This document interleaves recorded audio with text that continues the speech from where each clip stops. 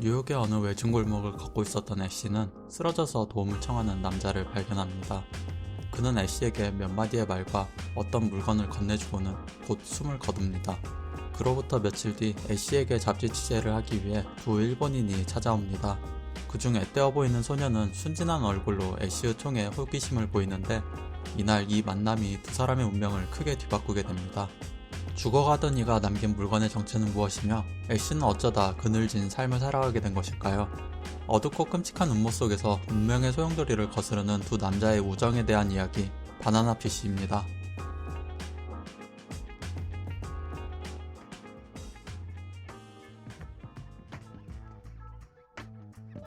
시작하기 앞서 본 영상은 스포일러를 포함하고 있음을 알려드립니다.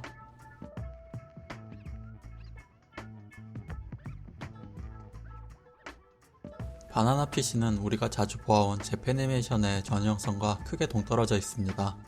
전체적인 분위기가 어둡고 판타지도 없으며 캐릭터가 비현실적이지도 않습니다. 이런 작품이 어떻게 모해가 대세를 이루는 현 시점에 등장할 수 있었던 것일까요? 이를 알기 위해 우선 원작 만화가 나오던 시대 배경을 조금 알 필요가 있을 것 같습니다. 원작이 나오기 시작한 1985년보다 조금 더 거슬러 올라가서 1970년대 말 두 편의 애니메이션이 방영을 했습니다. 이 두 편은 바로 78년도에 나온 은하철도 999와 다음해 1979년에 방영한 기동전사 건담입니다. 이전까지 아동의 전유물이라고 생각했던 애니메이션이 성인들에게도 통용되면서 일본의 서브컬처는 다양한 타겟층을 노릴 수 있게 되었습니다. 그리고 바나나피쉬가 연재되는 80년대에는 미야자키 하야오라는 거장의 등장과 이름만 들어도 알 법한 수많은 애니메이션 제작사들이 이때 탄생했습니다. 80년대의 서브컬처는 현재 소위 오타쿠 문화라고 불리는 것들과는 조금 다른 경향을 띠고 있었습니다. 바나나피쉬는 바로 그 시기에 나온 작품이므로 당연히 현재의 트렌드와는 다를 수밖에 없겠죠. 그 때문인지 가끔씩 실험적인 작품을 만들고 도전하는 MAPPA가 이 애니의 제작을 맡았고 다양한 장르를 방송에 내보내는 노이타미나 시간대에 방영을 했습니다. 시청자가 적은 심야 시간대, 모해라고는 눈꽃만큼도 없는 내용, 높은 관람 등급과 이쿨 분량, 원작이 나온지 오래된 작품 등등 여러모로 난관을 겪을 것으로 예상했지만 블루레이 초동 판매량이 6,500장으로 집계되며 웬만한 애니메이션의 판매량보다 더 좋은 수익을 안겨주었습니다. 이에 대해선 현 애니메이션계의 트렌드에 질린 사람들이 질 좋은 작품을 원해서 나온 결과일 수도 있고 기존의 팬층과 더불어 새로운 연령대의 타겟층을 확보했다고 추측해볼 수도 있겠습니다. 어찌됐든 MAPPA로서는 좀비랜드 사가가 성공한 마당에 바나나피쉬까지 흡족한 성과를 내며 2018년을 즐겁게 장식했습니다. 이제 작품 이야기를 조금 해보도록 하겠습니다. 솔직히 이 작품을 처음 보았을 때는 계속 봐야 하나라는 생각이 들었었습니다. 아무런 정보도 없이 본 탓도 있고 작품 내 브로맨스 성향이 허들로 느껴지는 부분도 있었습니다. 하지만 바나나피쉬가 무엇인지 그 정체와 음모가 드러나는 8화부터 이 애니의 본격적인 시작이라고 할 수 있겠습니다. 이후의 전개는 예측이 불가능하고 빠르게 진행됩니다. 그리고 이쿨이라는 긴 분량만큼 인물들의 감정에 이입하기도 용이합니다. 이 작품에서 추측이 되는 인물을 뽑아보자면 주인공인 애쉬와 에이지, 악당의 유에룬과 고르치네로 나눌 수 있겠습니다. 작중 애쉬는 에이지를 매우 중요한 인물로 대합니다. 평소 타인에게는 보스나 숙적으로 여겨지지만 에이지는 그를 평범한 친구로 대합니다. 하지만 애쉬에게 에이지가 유일한 친구는 아니었습니다. 스킵도 있었고 쇼터도 있었죠. 에이지는 저 둘과 무엇이 달랐던 걸까요? 우선 출신이 다릅니다. 작중 미국은 살아남기 위해 총을 들어야 하는 야생의 땅으로 그려집니다. 반면 일본에서 온 에이지는 평화로운 환경에서 살아왔습니다. 그러니 1화에서 애쉬의 눈에 에이지는 나이만 조금 많을 뿐 순진한 소년으로 보였겠죠. 폭력으로부터 가장 멀리서 온 존재가 바로 에이지입니다. 스킵과 쇼터도 애쉬의 친구였지만 애쉬와 마찬가지로 폭력으로 살아가던 인물이었습니다. 단순히 환경만 다른 것도 아닙니다. 작품 내에서 에이지는 애쉬에게 여러 차례 일본으로 함께 가자고 말을 하죠. 이는 애쉬에게도 다른 삶의 방식을 택할 수 있다는 것을 알려주고 있는 것입니다. 종종 다른 인물들이 애쉬를 냉혹한 짐승으로 빗댑니다. 애쉬 스스로도 본인을 킬리만자로 산에 오르는 표범이라고 말하죠. 하지만 에이지는 그런 그가 결코 짐승 같은 것이 아니라고 단언합니다. 아무도 믿어주지 않았던 애쉬의 순수성을 오직 에이지만이 알아차린 것입니다. 그러나 애쉬의 순수성을 믿지 않는 이들도 있었습니다. 그들 중 한 명이 유에룬입니다.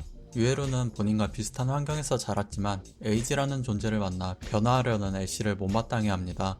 그래서 그의 순수성의 상징인 에이지를 여러 번 위협에 빠뜨리고 이용합니다. 이는 유에룬의 질투심을 보여주기도 하지만 동시에 모순됨도 엿볼 수 있습니다. 그는 과거 이복 형제들에 의해 어머니가 살해당하는 비극을 겪었습니다. 시간이 지나 복수심을 키워온 유에룬은 대대적인 숙청을 하며 형제들을 처리합니다. 이는 비록 복수이긴 하지만 증오했던 형제들의 방식과 다르지 않습니다. 더욱이 애쉬에게 에이지가 자신의 죽은 어머니와 비슷한 포지션이라는 걸 알면서도 이런 행동을 서슴지 않았습니다. 에이지를 잃은 애쉬가 어떤 심정일지 가장 잘 아는 사람이 본인이면서도 말이죠. 즉 유에룬은 자신과 같은 처지이자 서로를 이해할 수 있는 사람이 필요했던 것입니다. 그리고 그게 자신처럼 불행한 성장 과정을 지나온 애쉬였던 것이죠. 조직의 우두머리가 된 이후의 유에룬은 연약하고 불안정해 보이는 모습을 자주 보입니다. 특히 블랑카를 고용한 이유가 그런데요. 블랑카가 애쉬를 돕기에 떠나려 하자 가지 말라고 합니다. 이 대사는 애쉬를 돕지 말라는 의미보다는 자신을 떠나지 말아달라는 쪽에 더 가까워 보입니다. 이 작품에는 유에룬처럼 고독함을 느끼는 인물들이 있습니다. 유에룬은 그중 자신의 고독을 운명으로 받아들이는 캐릭터입니다. 오로지 증오만을 보며 자랐기 때문에 사랑하는 법을 몰랐고 그로 인해 고독에서 벗어나는 방법을 알지 못했습니다. 그리고 그런 생각은 운명에 순응하는 현재의 유에룬으로 이어집니다. 에이지가 이 작품 내에서 인간의 운명을 바꿀 수 있다는 입장의 대변자라면 유에룬은 반대로 운명에 수동적인 입장을 가지고 있습니다. 10화의 이 장면을 보면 자신을 풀어주는 유에룬에게 애쉬가 반드시 죽이겠다는 협박을 합니다. 그러자 유에룬은 아랑곳하지 않고 그럴 운명이면 어쩔 수 없다라고 말합니다. 마치 일어날 일은 일어나겠지라는 것처럼 대수롭지 않게 받아들이고 있죠.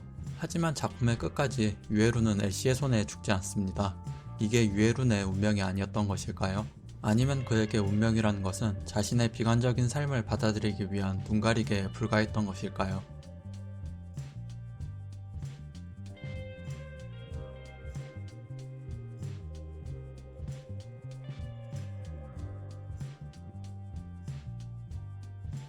다시 애쉬의 이야기로 돌아와서 저는 에이지가 애쉬의 순수성을 상징한다고 했었습니다. 하지만 에이지 외에도 그의 순수의 상징은 여럿이 있습니다. 애쉬의 형인 그리핀, 친구였던 쇼터, 갱 멤버였던 스킵, 그리고 아버지의 세 번째 부인인 제니퍼 등이 이에 해당합니다. 먼저 애쉬의 형 그리핀은 전쟁 중에 희생을 당한 인물입니다. 그 원인은 바나나 핏이라는 약물 때문이었죠. 전쟁과 바나나 핏이는 순수의 정반대 악의 상징과도 같습니다. 중반부에 쇼터가 애쉬의 형처럼 약에 중독되어 에이지를 위협하게 됩니다. 그리고 애쉬는 본인의 손으로 쇼터를 쏴 죽이게 됩니다. 이후에 애쉬는 그 순수함이 더럽혀지고 본인의 별명인 링크스처럼 무자비한 살인을 합니다. 이때 순수함의 상징 중 유일하게 남아있었던 에이지가 그의 잘못된 방식을 나무랍니다. 지금의 애쉬는 쇼터와 스킵이 알던 애쉬가 아니라며 그의 양심에 호소를 하죠. 에이지를 만나기 이전에도 애쉬는 악에 물든다는 것이 무엇인지 충분히 잘 알고 있었습니다. 그래서 인간성을 상실하고 폭력에 무감각해지는 것을 항상 경계해야 했습니다. 그러기 위해 일부러 쓰기 불편한 리볼버를 사용했죠. 에이지가 바로 이 리볼버와 비슷한 작용을 애쉬에게 하고 있습니다. 덕분에 애쉬는 짐승과 인간의 선을 지킬 수가 있었습니다. 하지만 22화의 마지막에 에이지가 습격을 당하자 애쉬는 곧바로 짐승으로 돌변합니다.